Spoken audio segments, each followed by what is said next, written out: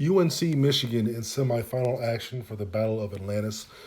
UNC's undefeated at 5-0, ranked number 6 in the country. Very, very talented, but Michigan should still win this game. Michigan worked UNC last year, but both rosters look pretty differently. UNC has a lot of size. They rebound well. They're number one nationally in that regard, and not great from the line, roughly in the 300s. UNC does still like to pick its spot to play up tempo and play fast. The main person behind that is going to be number 2, Cole Anthony. He's a 6'3 guard, 5-star dude out of Oak Hill Academy, ranked number 4 nationally coming out of the 2019 class. He's going to be a lottery pick this year. That's pretty much a lock. You're talking about like a top 5, no higher than top 10 type of deal. Right now, he's the highest scoring freshman in the country, around 20 per game. Not the most efficient. He does take about 19 shots to get to that number, shooting in the high 30%, from the field. So not great, but he's still very capable of exploding. Against Notre Dame to open up the season, he shot about 50%, and he went off for 34 points. Really good rebounder for his position. It gets their fast break started automatically. Around 8 per game. He's 6th in the country for guys under 6'4" in terms of rebounding. A little bit turnover prone, though. 4 out of his first 5 games, he's had at least 4 turnovers. I think for Michigan to win this game, this is going to be another head of the snake deal where Simpson needs to just stay in his pocket without fouling. And here we have number 15. This is Garrison Brooks, former 4-star forward out of Alabama. He's a 6'9 forward. This is like the glue of the team watching them play. He offers some consistency to a very young roster.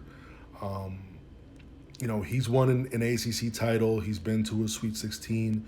He's played with guys who have won a national championship. So he's going to bring that maturity to this ball club and kind of hold them together. Another guy who's averaging over 8 rebounds per game. His first 3 games, he wasn't very aggressive. He had around 19 attempts, but his last 2, he's had 25 attempts, averaging around 17 points per game on 52% shooting.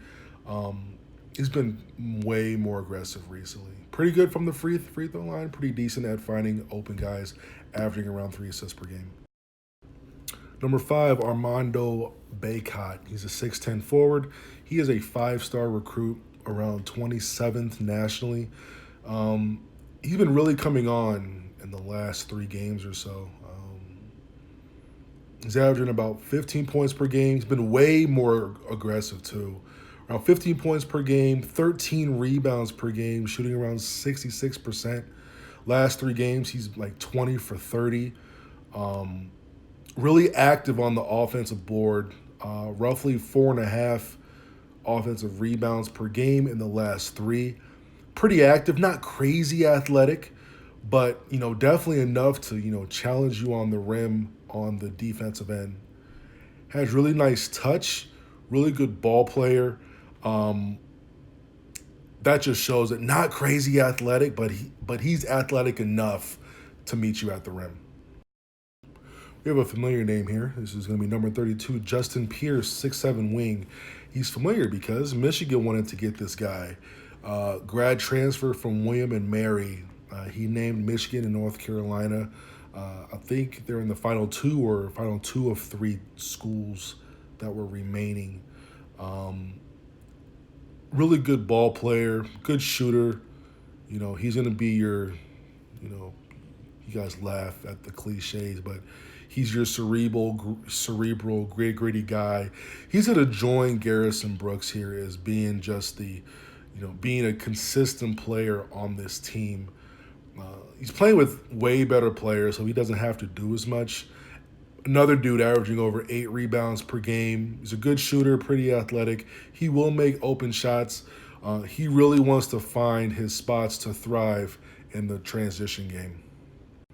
And lastly here, we have number 1, Leaky Black. He's a 6'8 guard, former top 75 recruit, 4-star type of player. He struggled a little bit on the offensive end this year. but he does bother with his length defensively and in transition. Averages about 5 boards per game. Like the starting lineup, like they have 4 guys averaging around 8 or more, and then you have Leaky doing roughly 5. He can shoot it, but he makes only 1 3 every couple of games.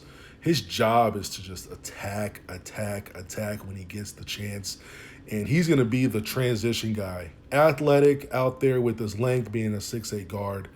Should be an interesting game. I do still think that Michigan should win with their length, with their seniority, just with the way that they're playing right now.